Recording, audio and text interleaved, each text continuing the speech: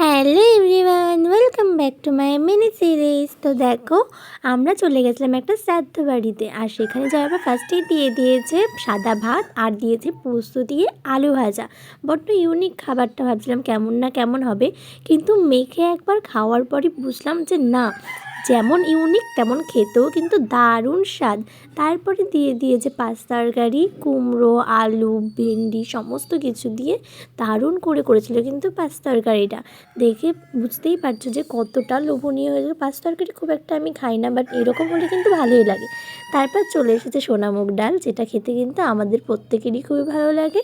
আর ডালের সাথে খাওয়ার জন্য আমি কিছুটা বাঁচিয়ে রেখেছিলাম আলু ভাজা, যেহেতু শ্রাদ্ধ বাড়ি, আজকে শুধু শ্রাদ্ধের দিন, তাই জন্য আজকে নর্মাল খাবার, একদম নো রিচ নো কিছু। কারণ এতদিন পর সবাই নিরামিষ খাচ্ছে, সেই কারণে কাজ শ্রাদ্ধ সেটা কিন্তু আমি আগের ভিডিওতে বলে দিয়েছি। তোমরা যারা জানো না তারা অবশ্যই আগেরটাতে দেখে নিও। আর হ্যাঁ, নেক্সট কিন্তু আরও একটা শ্রাদ্ধ বাড়ির ব্লগ আসতে চলেছে, তো ওয়াচ করতে একদম ভুলো না। তো আজকের মিনি সিরিজটা এইটুকু। টাটা সবাইকে।